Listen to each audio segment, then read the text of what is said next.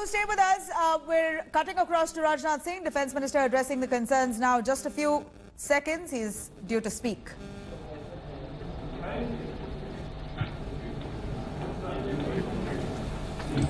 आपका इंतजार है। मेरे कमरे में पीपीएस है सर, बोलिए सर। नमस्कार, मैं आज की मीडिया ब्रीफिंग में स्वागत करता हूं रक्षा मंत्री श्री राजनाथ सिंह जी का, और इनके साथ मंत्री हैं श्री थावरचंद गहलोत जी, प्रकाश जावड़ेकर जी, पीयूष गोयल जी, मुख्तार अब्बास नकवी जी, प्रहलाद जोशी जी। सर, मैं रिक्वेस्ट करता हूं कि आप मीडिया का ब्रीफिंग शुरू करें। सर मित्रों, मेरी तरफ से आप सभी का स्वागत है। और आज बाइक नहीं चल रही है? चल रही है। आज राज्यसभा में जब कृषि से संबंधित 2 विधेयकों पर चर्चा चल रही थी, उस समय राज्यसभा के अंदर जो कुछ भी हुआ वह जहां दुखद था वही दुर्भाग्यपूर्ण था, और इससे भी आगे जाकर मैं कहना चाहूंगा कि वह अत्यधिक शर्मनाक था। मैं जानता हूं कि संसद की कार्रवाई सुचारू रूप से चलाने के लिए जहां पर सत्ता पक्ष की जिम्मेदारी बनती है, वहीं पर विपक्ष का भी सहयोग अपेक्षित है।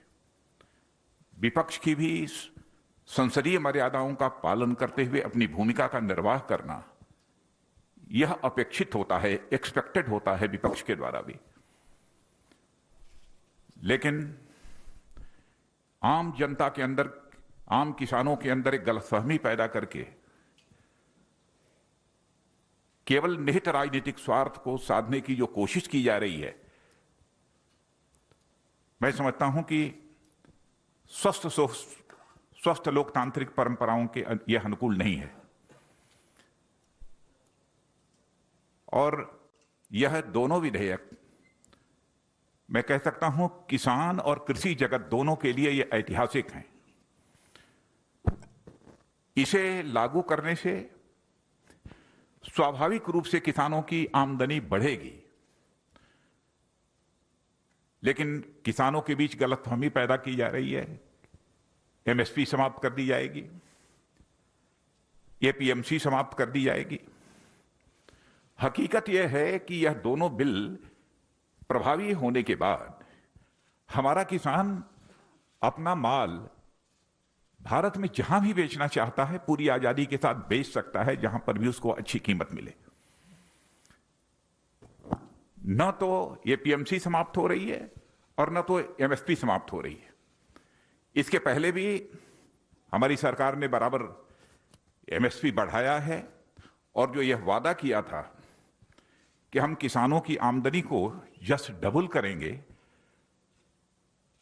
तो उस लक्ष्य को काफी हद तक हमने हासिल करने में भी कामयाबी हासिल की है। लेकिन हम इसे और आगे ले जाना चाहते हैं। लेकिन जैसा मैंने कहा कि डिप्टी चेयरमैन राज्यसभा के, उनके साथ जो दुर्व्यवहार हुआ है, प्रत्यक्ष सारे देश ने अपनी आंखों से उसे देखा है। हरवंश जी पत्रकारिता क्षेत्र में लंबे समय तक उन्होंने काम किया है और लोग अच्छी तरह परिचित हैं। मूल्यों में विश्वास रखने वाले, वैल्यूज के प्रति कमिटमेंट, एक ऐसे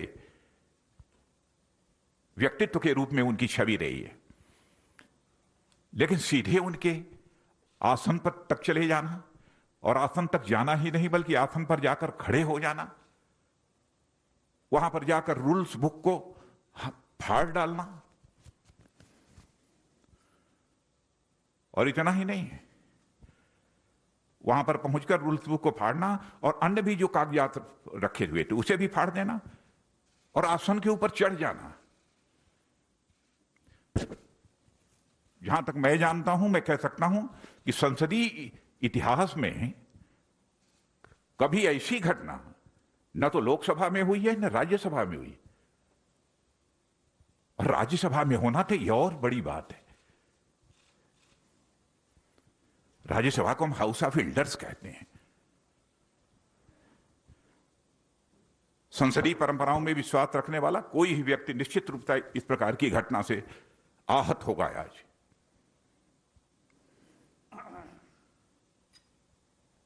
केवल भ्रामक तथ्यों के आधार पर हमारे देश के किसानों को गुमराह करने की कोशिश की जा रही है। मित्रों, मैं भी किसान हूं, मैं भी कृषि मंत्री हूं। मैं तो अपने जीवन में, राजनीतिक जीवन में कभी यह सोच नहीं सकता कि हम जिस सरकार में हुआ सरकार कुछ ऐसा कदम उठाएगी जो किसानों के हितों पर चोट पहुंचाने वाला होगा।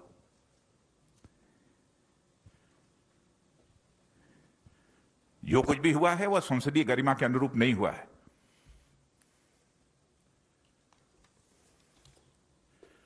और संसदीय लोकतंत्र में मर्यादाओं का बहुत बड़ा स्थान होता है।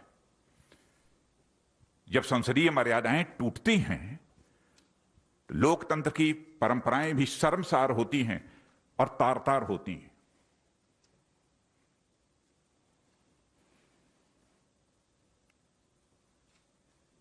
और कुछ सांसदों के द्वारा उपसभापति जी के साथ जैसा आचरण किया गया है, उसकी जितनी भी भर्त्सना की जाए वह कम है।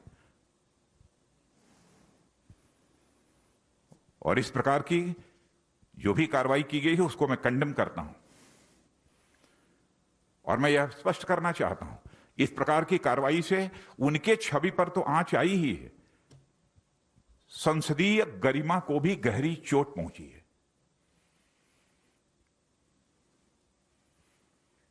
मित्रों, इस अवसर पर मुझे इतना ही कहना था।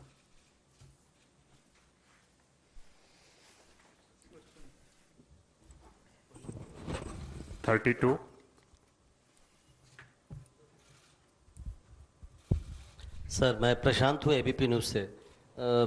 विपक्षी पार्टियों ने उपसभापति के खिलाफ एक नो कॉन्फिडेंस का नोटिस दिया है सर, उस पर क्या कहेंगे आप? और उसका प्रोसीजर क्या है सर? प्रहलाद जोशी सर हैं यहाँ पर, उसका प्रोसीजर क्या होगा सर? नोटिस दिया है, उसके बाद कैसे टेकअप होगा ये? अभी सर अब चेयरमैन देखेंगे। नोटिस गई है, चेयरमैन को जो इस संबंध में फैसला करना होगा करेंगे। हम राजनीतिक स्तर पर उस संबंध में कुछ नहीं कहना चाहेंगे। यह प्रेरोगेटिव पूरी तरह से चेयरमैन का है। 50 सर, आनंद हूँ इंडिया टीवी से। विपक्ष बार बार ये कह रहा है कि वो उनकी आवाज को राज्यसभा में दबाया गया है। बार बार वो मत विभाजन मांग रहे थे, लेकिन जो चेयर पे बैठे थे उपसभापति, उन्होंने मत विभाजन नहीं किया। और साथ ही साथ विपक्ष बार बार एक तर्क ये दे रहा है कि जो सरकार अपनी कैबिनेट मंत्री हरसिमरत कौर को नहीं समझा पाई इस बिल के फायदे को, वो किसानों को और बाकी देश को क्या समझाएगी? समझाने का जहां तक सवाल है, समझाने की कोशिश तो सबको हो रही है। और ऐसे लोग जिनके हर व्यक्ति के फैसले लेने के पीछे कुछ राजनीतिक कारण होते हैं। कैसे उन्होंने यह फैसला किया उस संबंध में मैं कोई टिप्पणी नहीं करना चाहता हूं। लेकिन इस प्रकार का आचरण हेल्दी डेमोक्रेसी में यह तो सभी स्वीकार करेंगे ना कि अपेक्षित नहीं है। 60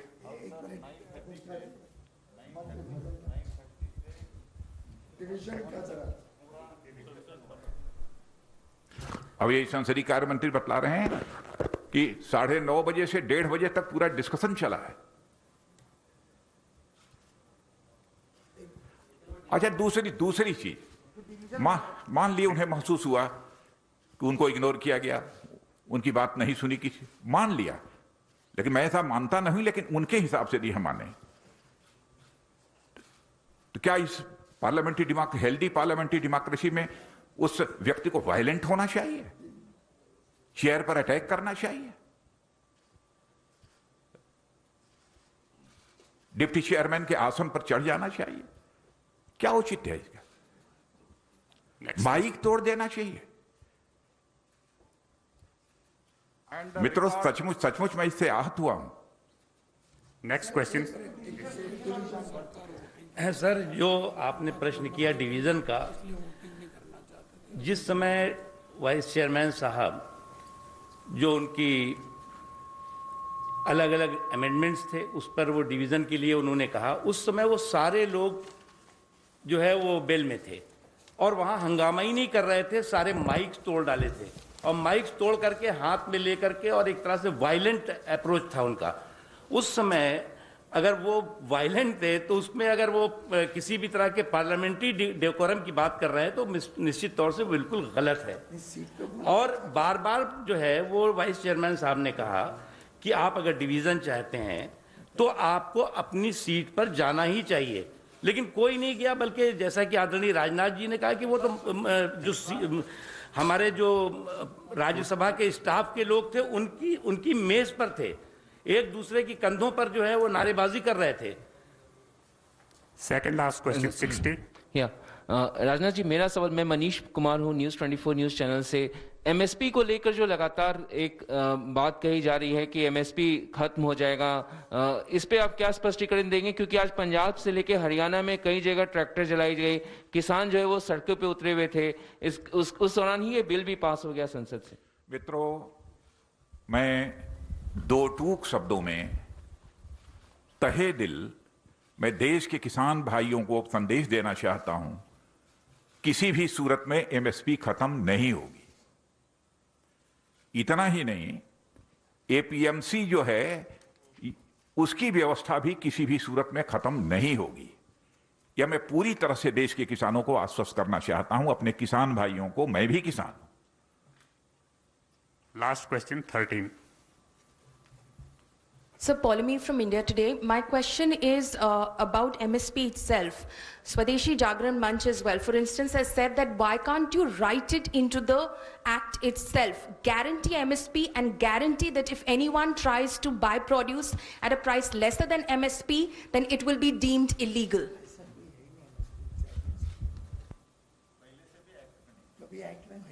ऐसा प्रोविजन कभी एक्ट में रहा भी नहीं है, इसके पहले भी।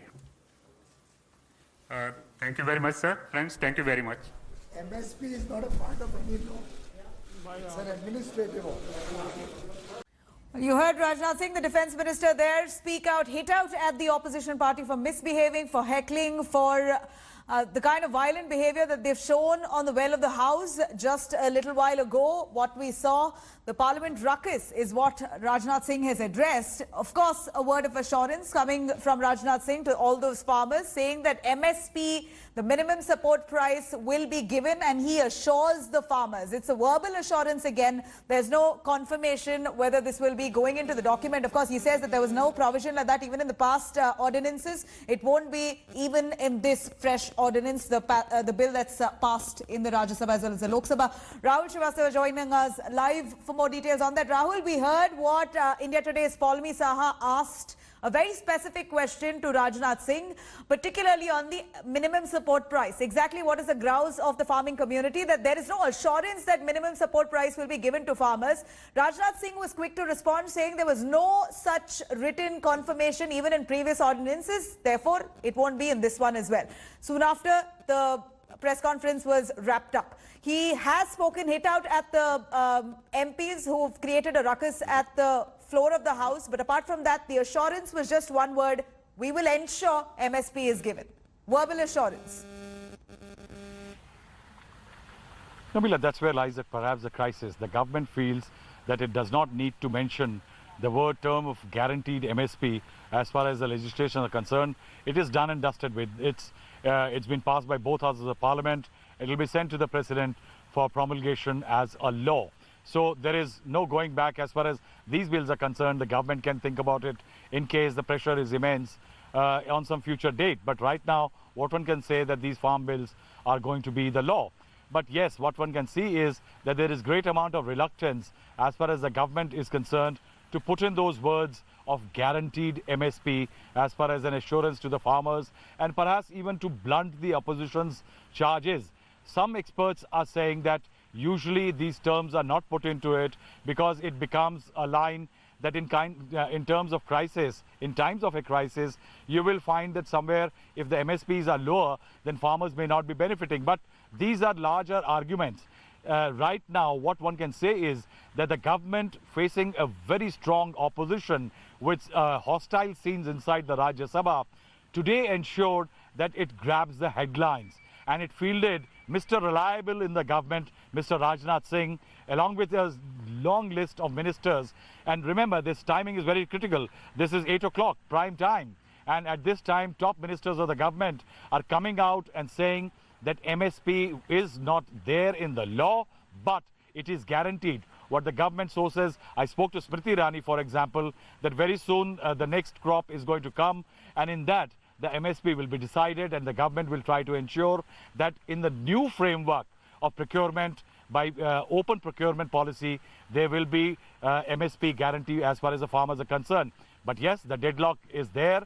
The government has put its foot down, and it is now up to the opposition to decide its strategy. One interesting element as far as the no confidence motion or the resolution against the deputy chairperson, Mr. Harivansh, is concerned, that issue is not going to be decided by government or anybody. It's going to be the chairman, Rajya Sabha. And remember again, if it is an issue of numbers, then the fracas today in Parliament was because it seems that the opposition realized that the opposition government has the numbers to pass the bill.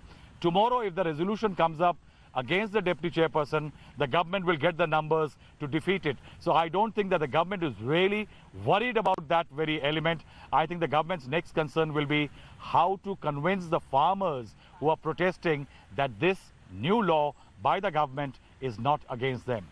Right. Rahul, you said that it doesn't look like the government wants to budge from its stance. There's no looking back here is what we understand, at least going by what Rajnath Singh said. A quick word on the minimum support price. Of course, it's not written, but otherwise the government is time and again assuring those farmers. It's verbal assurance that they will ensure that minimum support price is given. Now, how will they ensure? Is there a mechanism that they've come down to establish to try and convince the farming community who are right now angered over these bills?